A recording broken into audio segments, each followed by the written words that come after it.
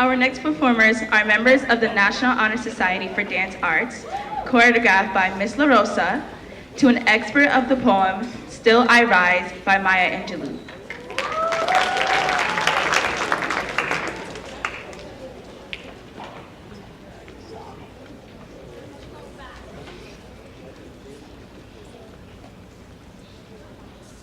Everyone in the world has gone to bed one night or another with fear or pain or loss or disappointment.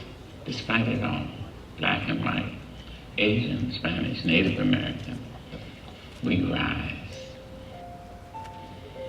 You may write me down in history with your bitter, twisted lies.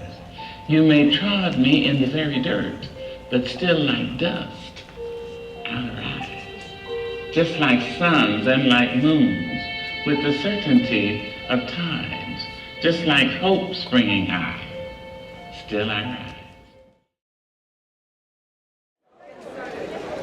So welcome to the Women's Month History Assembly. My name is Flo,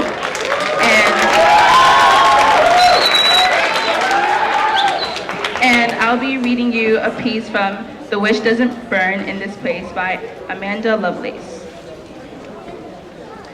If the very idea of standing up for myself frightens you so damn much, then I guess the power you thought you held over me wasn't that impressive in the first place. Fragile masculinity.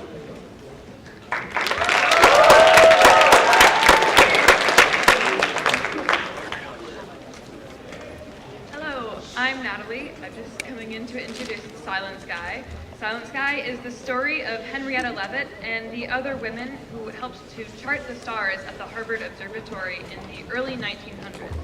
These women were groundbreaking pioneers in astronomy, but as is often the case, their stories have gone untold. We are telling their stories this Friday and Thursday at 7 p.m. in our own production of this play.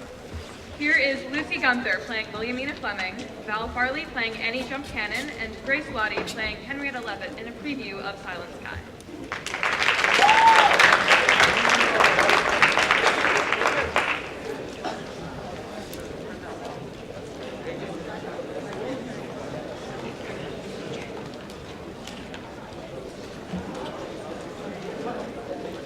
Miss Cannon, these Mr. Shaws, they all come around. They need this work, they need you. Why don't you demand a faculty position? Because I don't need a title to do the work. But the boys need your work to keep their titles. And one of us has to be a... What was it? Mighty Oak. A mighty oak! You deserve it! Neither of you is getting a raise, and that's final. I don't want a raise. I do. I want a model. Miss Cannon, if they don't give you what you deserve, they're never going to give it to any of us. What do you want them to give you? A chance. To show them what we can do. Which means what? I'm seeing things. Which means what? I'm spotting more and more of the blinking stars, the variables. I've been working on the Small Magellanic Cloud, and I'm tracking these stars up close. Cepheid stars? I think so. Some of them blink once a week, some of them take a month. The fact that Cephid's pulse is not new. I know. It's the amount of them. The large amount I'm finding. Actually, they're quite rare to find. Not if you're doing it right. Continue. I put together a simple comparative that lets me analyze the plates quickly. Same star field at different times. And you can see that some of the plates are much brighter, and I'm starting to see them on most of the plates. Now, if these are true Cephids, and if there are as many of them as I'm starting to see, then this could be a big clue. To what? I don't know. But it's gotta be important. No, it doesn't. But my instincts are telling me that Dr. Pickering does not pay you for those instincts. he doesn't really pay me at all. Then do the work that you're assigned, or don't work.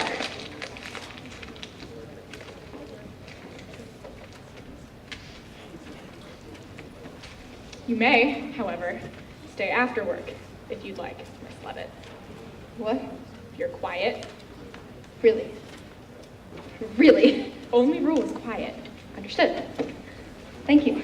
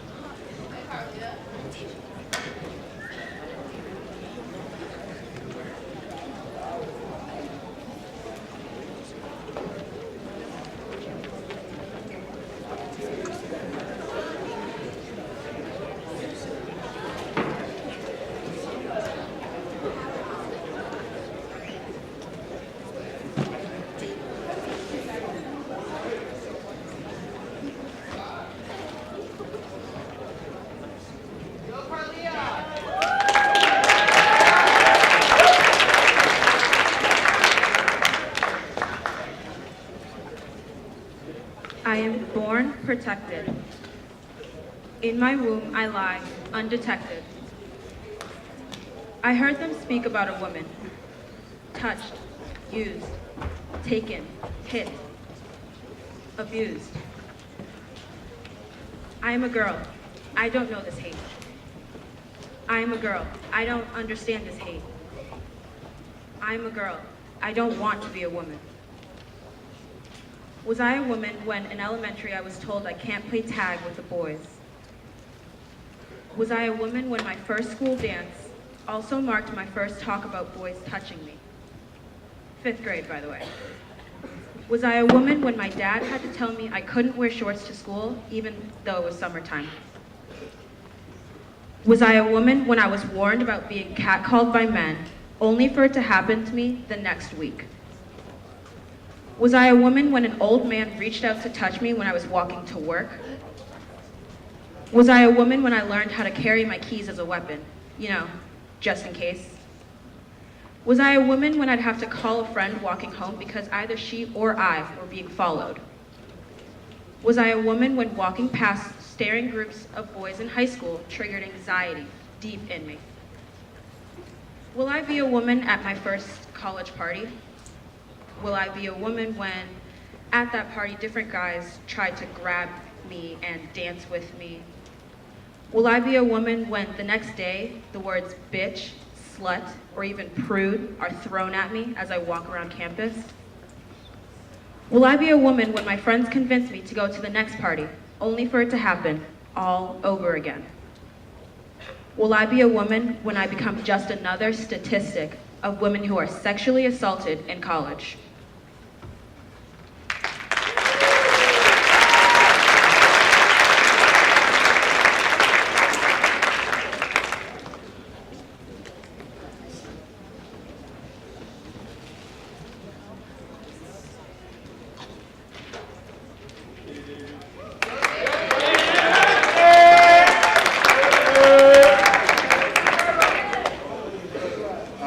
Famous author and feminist Nietzsche once said, sorry, I'll put it right here. Feminism is, of course, part of human rights in general, but to use the vague expression human rights is to deny the specific and particular problem of gender.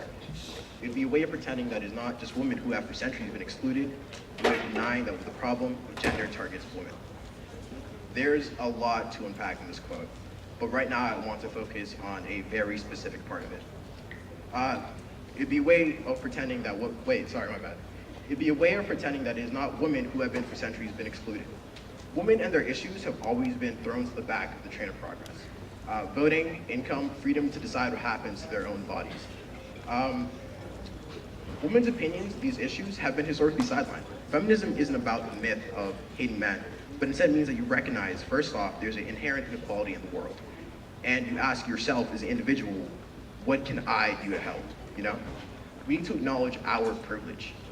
We need to listen, and we need to offer aid without controlling the environment. My whole life, I've been surrounded by powerful women. My whole life, I've been surrounded by intelligent women. Yet my whole life, I've been surrounded by disenfranchised women. I would love nothing more for my mother, my sister, and all the wonderful women that surround me. Not only to be treated the respect that they deserve, but to be fully given the opportunities that they have worked for their entire lives. Feminism isn't about us and them. Feminism is about the unique struggle of women in this world and how we can apply our privilege to help. Thank you.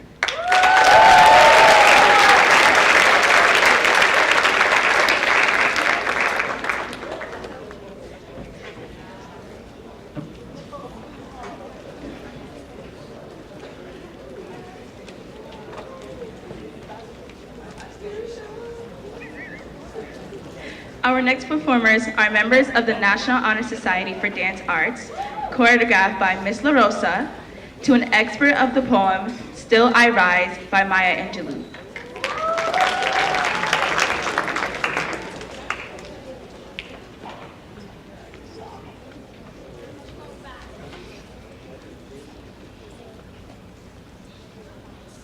Everyone in the world has gone to bed one night or another with fear, or pain, or loss, or disappointment. Despite it all, black and white, Asian, Spanish, Native American, we rise. You may write me down in history with your bitter, twisted lies. You may trod me in the very dirt, but still like dust, I'll rise. Just like suns and like moons, with the certainty of times, just like hope springing high, still I rise. Did you want to see me broken, bowed head and lowered eyes, shoulders falling down like teardrops, weakened by my soulful cries? Does my sassiness upset you? Don't take it so hard just because I laugh. You can shoot me with your words. You can cut me with your lies. You can kill me with your hatefulness. But just like life, I'll rise. Out of the huts of history's shame, I rise. Up from a past rooted in pain, I rise. Bringing the gifts that my ancestors gave. I am the hope and the dream of the slave. And so, naturally,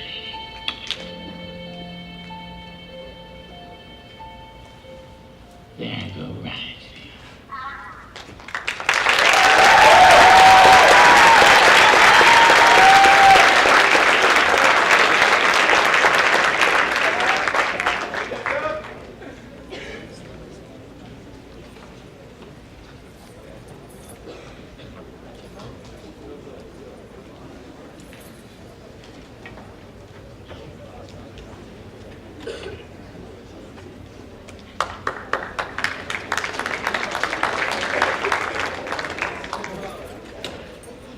My body is a temple. My body is a work of art. My body is not there for you to comment on. My body is not there for you to touch without my consent. It is because people like you that I repressed my femininity. And I made myself cover and hide pieces of myself in fear that someone like you would come again. I defined myself with the insecurities that you created. I defined all those years of my life by you. Your words, your actions, that's all there is. I give up my comfort for people like you. I make myself small because of people like you. I blamed myself for the damage that you did because you thought you had a right to my body. But my body is mine, not yours, not anyone else's, mine. It's mine. Listen to my words. You thought you had the right to tell me to keep my mouth shut. Listen to my voice. You thought you could continue to damage me. Listen to me. You do not define me. Your damage does not define me. I will rebuild the years I lost. I will rebuild the confidence you took from me. I will rebuild and refine and learn to love my body, my temple, and myself.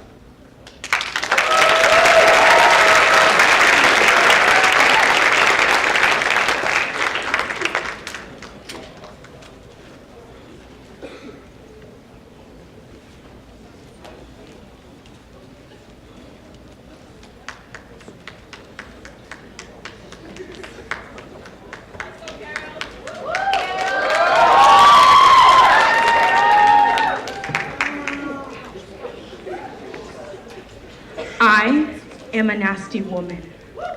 I'm not as nasty as a man who looks like he bathes in Cheeto dust.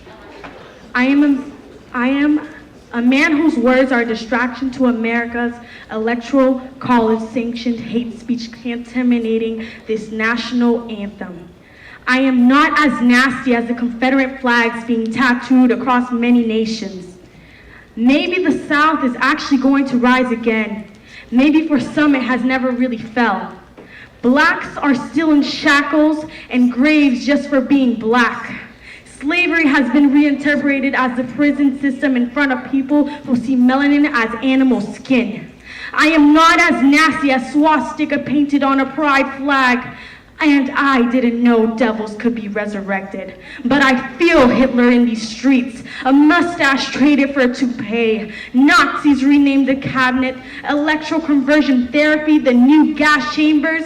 Shaming the gay out of America. Turning rainbows into suicide notes.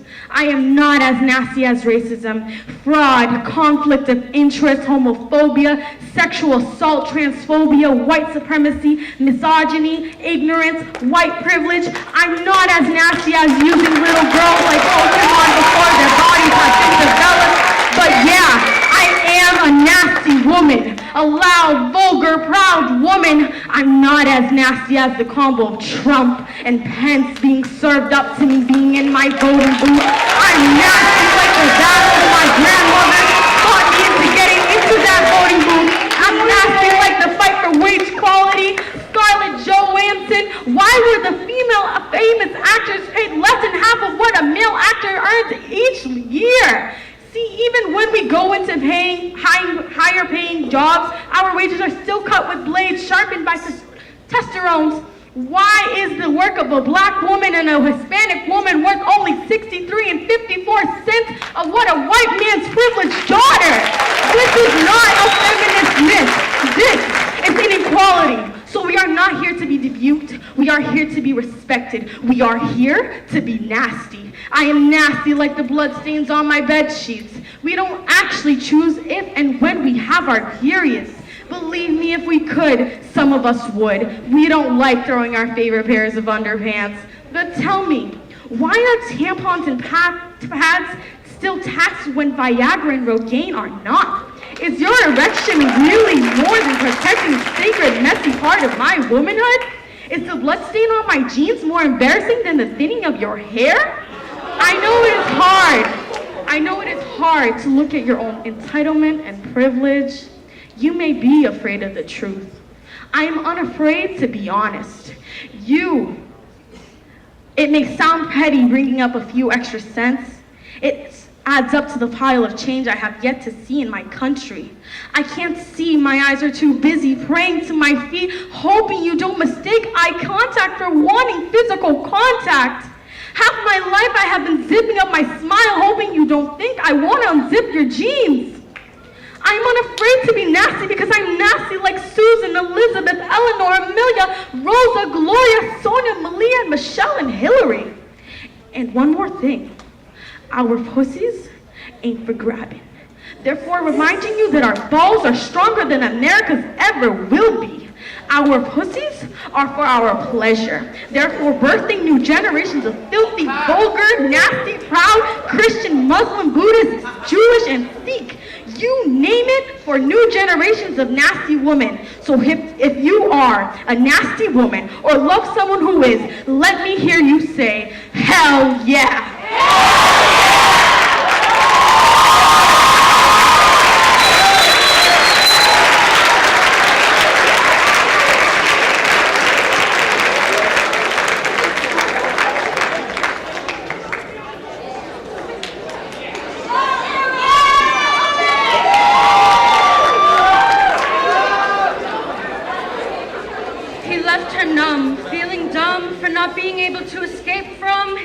Grip, stripped of her dignity just because he wanted a taste of masculinity. Conceals the pain she feels knowing she won't be able to heal, now filled with trauma but won't speak up because she doesn't want to create drama. Hesitant to advocate for herself because she's afraid no one will believe her, too scared to be called an attention seeker. Convinced the assault was her fault, deep in thought, now knowing she will never be able to walk through a parking lot without feeling distraught. As females, we are taught from a young age to not engage with strangers because of the dangers. Don't accept candy, you might be slipped a roofie. Deny any rides, friendliness can be a disguise. And trust no one, you might not have the chance to run.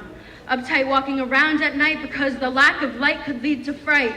Rape, a word that gets tossed around because when we sit down, no one makes a sound. And what a disgrace that mace has become a necessity. And if you don't know self-defense, you can't prevent the offense. Boys will be boys, but somehow that phrase was interpreted as girls are just toys. Bring a case about sexual assault to a court, they'll give you all their support, and then suddenly the female gets blamed for wearing a skirt and a tight shirt. for being a flirt, then wonder why she's so torn apart and unable to create a fresh start. And if she's intoxicated, that does not mean you can invade her. She was all over me. No, I disagree. She was all over the place. She was drunk and vulnerable. I didn't mean to make her uncomfortable, but the fact is, her innocence is unrecoverable. And dude, just because she doesn't want you to see her nude, it doesn't make her a prude. Respect that she's not in the mood. You have no right to intrude. We hear about assault every day in a broad way. I don't know. I just pray you don't consider this another cliche.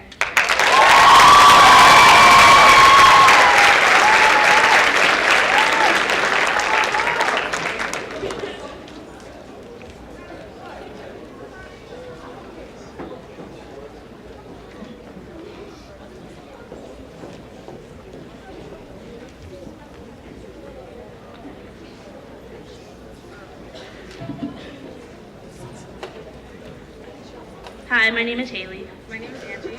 and we're the founders of YASHA, which stands for Youth Against Sexual Harassment and Assault. We are starting out a club that we would like to bring a safe spot to the school so we can talk about this issue that is hard to address. We decided to make a space like this because we feel it's not addressed well, and it would be amazing to make a safe space for this here at SHS. So right now we meet on Mondays, but we plan to hold an informational meeting to discuss people's availability. We would also like to tell you that we have created a survey that will soon be posted, and we would like for you to complete it and really be honest and give your honest answers. Thank you.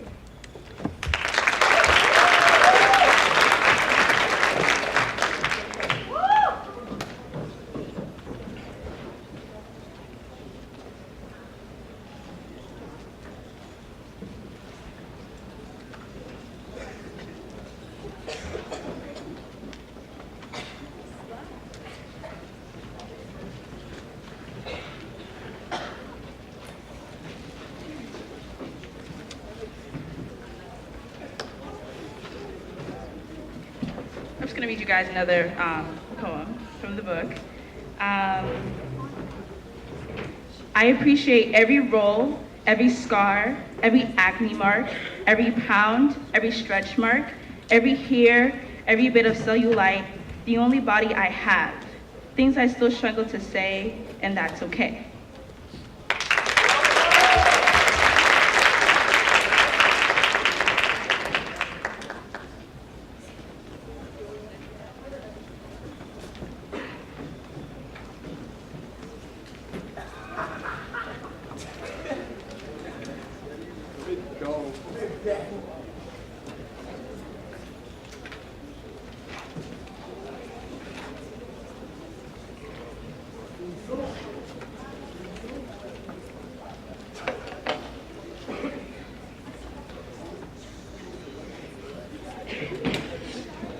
Miss Ken, I'm so sorry. No, I'm sorry. I take it out when I work. Of course, carry on. I just forgot my gloves. No, I was leaving. No, I'm leaving. I forgot my hat. Your gloves. My gloves. Please don't think I sit here all night crying. May I see what you sit here all night doing? The snippets, of course. You certainly have a knack for finding them. Finding them isn't really worth much if they don't mean anything. They might. No, they don't. They might. Going on 2,000 of them. Starting to think it's like counting grass. You can count it, but why? I do know the feeling. Show me what you found. The left side is a list of cepheids arranged by fastest period of brightness. The middle column is their spectral class, but I think I need to change it to luminosity because it's not coming up with anything. There's no pattern. No, there isn't.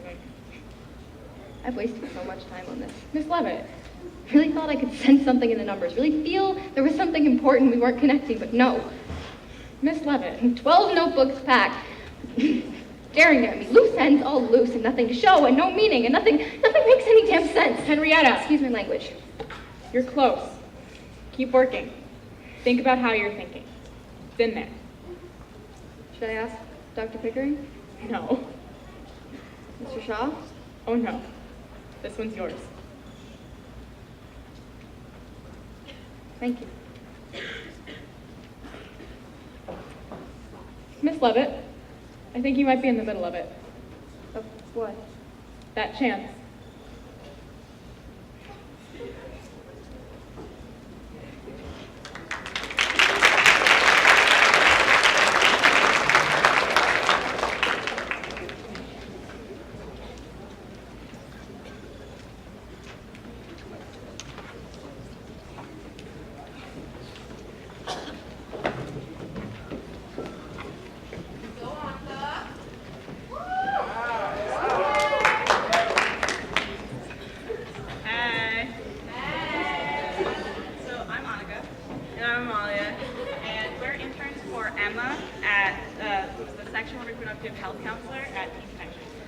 Hola, ellas se llaman Anika y Amalia y trabajan con Emma con la Consejería de Salud Sexual y Reproducción en Teen Connection.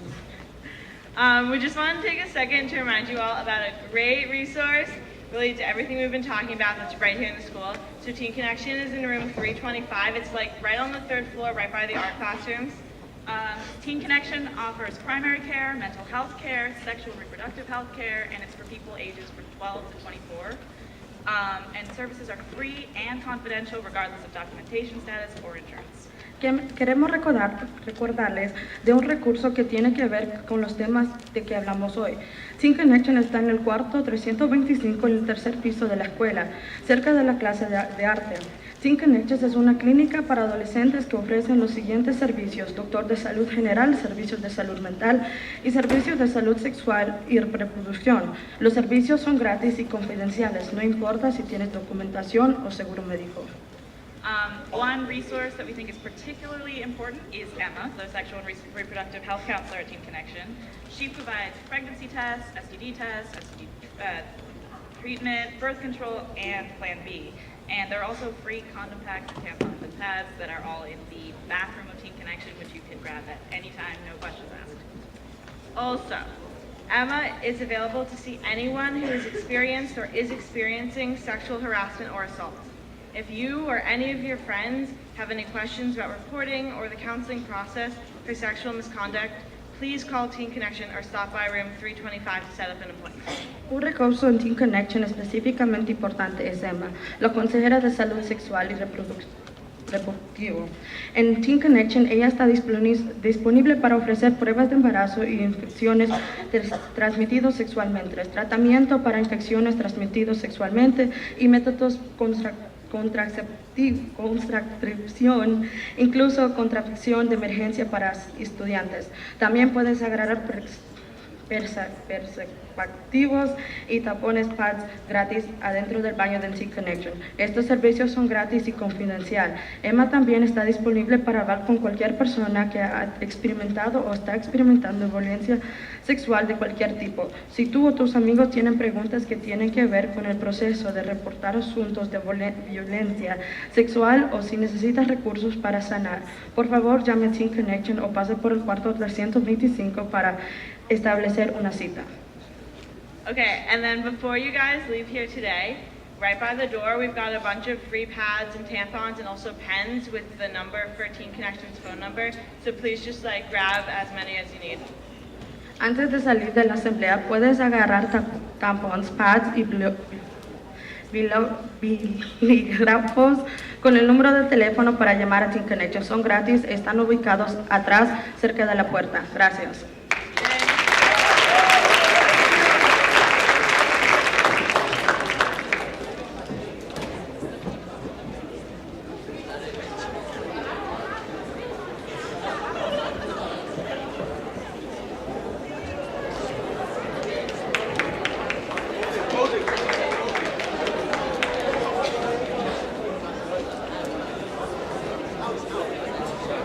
Could we have all the presenters come on stage, please? We're going to have a panel for questions.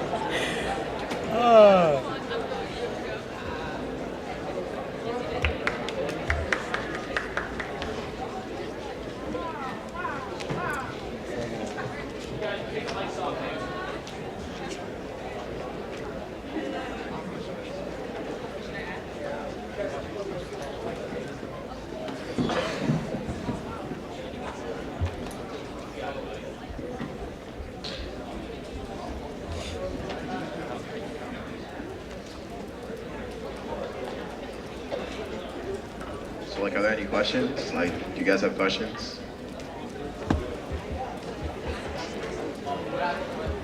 What's the question? Tell me, I'll shout it. I'll yell.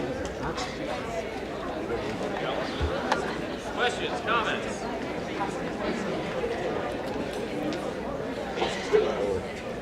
Questions, concerns, cons, or hopes.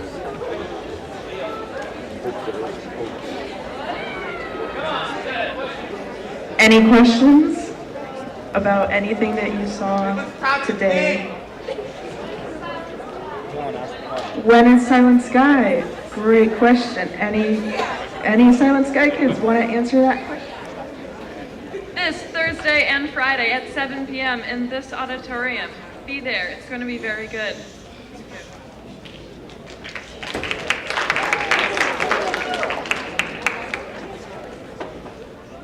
Woods, do you have a question? Okay. Speak up, Woods. Oh, I get no mic. You got it? Yeah. Alright, so, like, what's the thing for multi-gender bathrooms and stuff, transgender? Questions about multi-gendered bathrooms and how you guys feel about it. Yeah, what you say?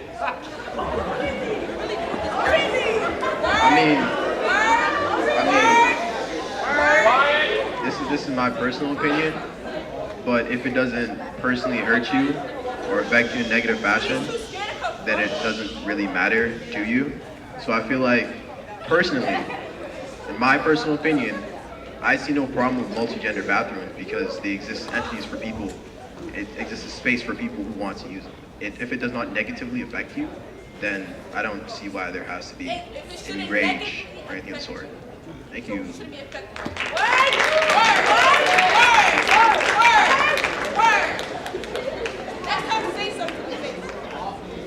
I got a couple of questions. So we have a bunch of people up here who took a really big risk today by coming out and doing both original work as well as work that even if it wasn't original, still put yourself out there. And I'd like anybody on the that we have in front of us here to talk a little bit about that experience and what was it that inspired you to speak in this way? Yeah.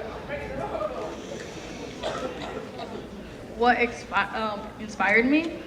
Yeah, like what provoked you to I would never make your voice really have the guts to come up here and talk to everyone. I'll talk to everyone individually, but not wow. But definitely my teachers like Miss Massillon, Miss Jackson, Miss Newton, then my favorite teacher, Miss Post. So yeah, definitely them. And also a couple of friends too that helped me out. But yeah, that's it.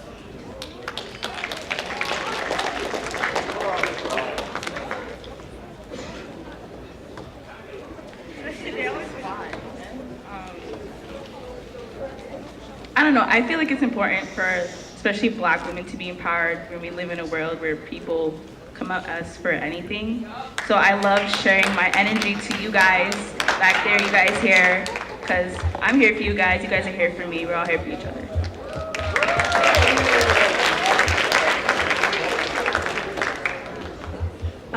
So what inspired me, honestly, I think I just write my pieces anyways, and this gives me a platform to speak it to people that I wouldn't necessarily talk to or wouldn't hear my voice and hear my pieces, and I definitely feel like it's so important for voices to be heard in a big school like this. You can get lost so easy.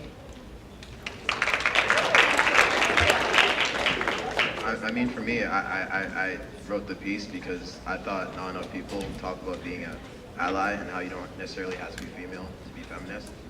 I just thought it was... For me, my piece was an original, and I feel like it just touched upon things where it's girls, they can't walk around at night, without, yeah, you guys know, but yeah. Okay. So Miss LaRosa, everybody knows her. She gave a bunch of us the opportunity to come out here and perform. And I'm gonna talk less about me, but I think that's really important because even if you don't have a really big background in dance. It's a really powerful way to get to people, and so opportunities to perform, even like the theater group, I think are really important and can give a really big message, which is why I decided to join. Get involved. Ask a question. For me, writing is very therapeutic, especially getting my feelings and my personal experiences like out there and writing it down instead of holding those feelings inside. And so this was a very great way for me to write a piece about something that affected me, but make it for people to hear about and to realize that this stuff goes on and that you don't have a right to a woman's body. And yeah.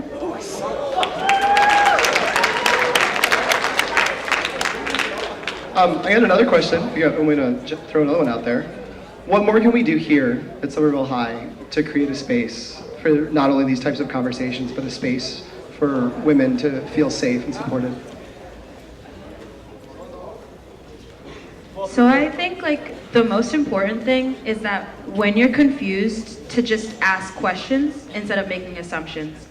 Like, I know that there are a lot of things that aren't completely common knowledge, but just like not just coming to like a conclusion by yourself, but instead like asking questions to the people around you, to trusted friends, to teachers who you like also trust is definitely very important.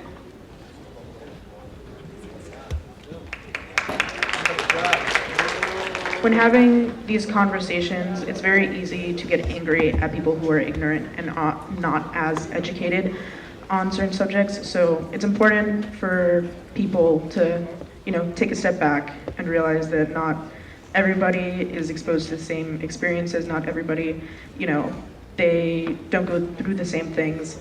And it's important to educate them, and it's important to let them have questions and let them know, correct them when they say things that are insensitive.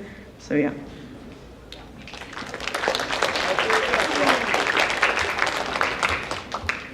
I think it's really important that we're having conversations like this, like I said, because sometimes you don't really acknowledge that things happen here, that things happen everywhere, that girls get comments all the time in the hallways, get catcalled here, and sometimes people don't really think that that happens.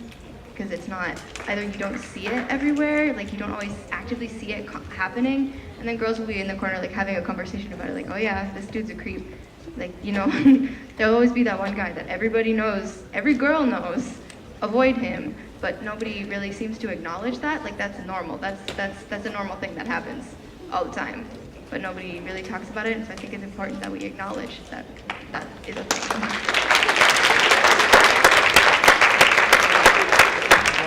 Is anybody out there with questions? Chat? Yeah, right over here. I'll say it back into the mic so that everyone can hear it. What can teachers do to help you feel more supported and more safer in school? Great question. So what can teachers do specifically to help you feel more supported in school?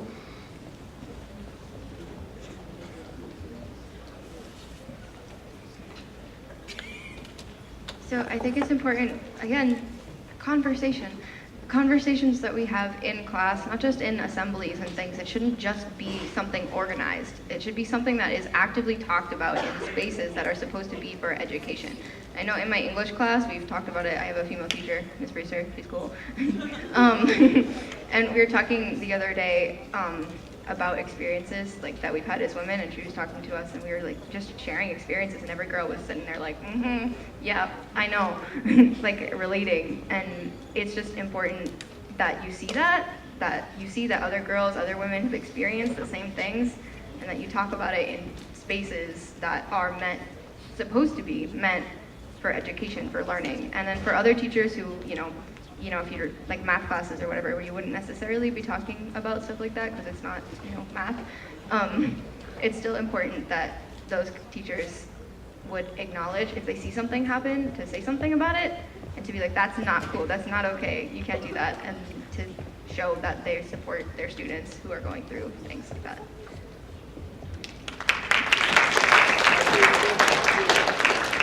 Anyone else out there? Oh, I'm sorry, no, another answer, I love it.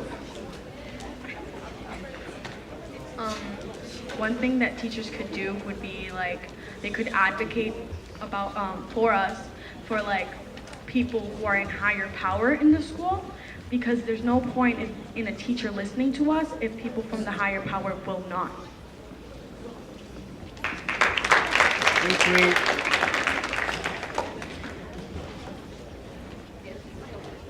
Okay. All right, any more questions out there? Yeah, absolutely. Come on up.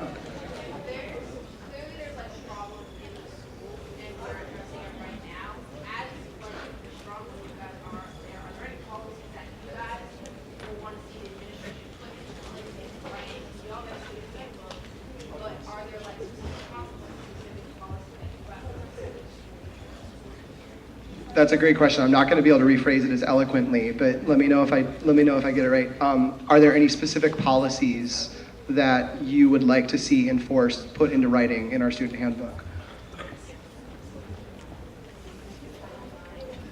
I mean, it's not really like a specific policy that we want to create. It's more of like, why not just treat everyone equally?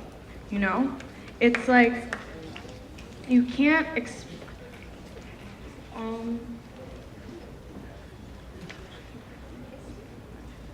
Well, we have security guards following people of color everywhere, so I guess that's a problem.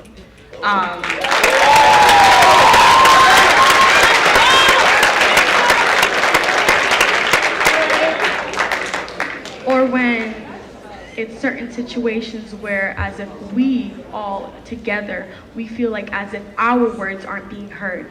Whether it's a female, whether it's a person of color, whether it's an immigrant, we are still, whether it'll be an LGBTQ person, it comes down to a point where it's like what Laura said, the recent incidents that's been happening in the school, which everyone is well aware of. We have these 2 students who are being protected, but yet we people of color, we people of the LGBTQ, we immigrants, we would not be receiving the same type of protection. And also, one more thing. It's kind of funny how we have certain situations.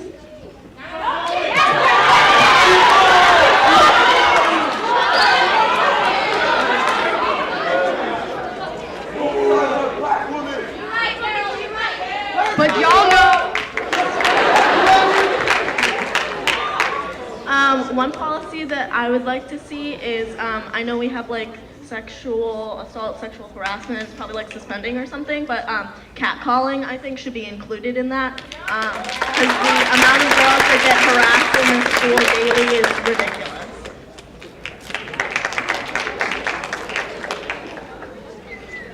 Racial slurs, I guess, as well.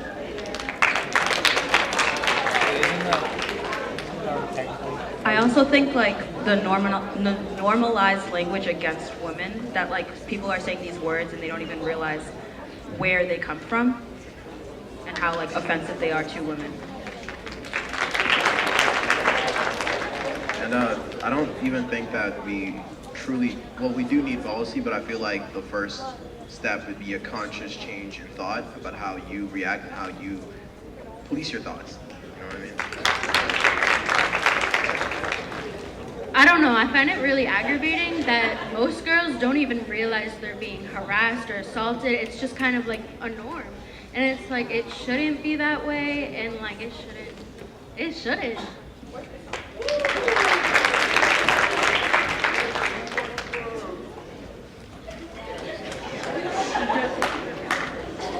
To build off what Erin said about like how it's the norm, how girls be catcalled, girls have been catcalled so many times, like in this generation, that we think it's normal, which it's not supposed to be okay for us to get catcalled. We shouldn't be saying, oh, that's okay, blah, blah, blah.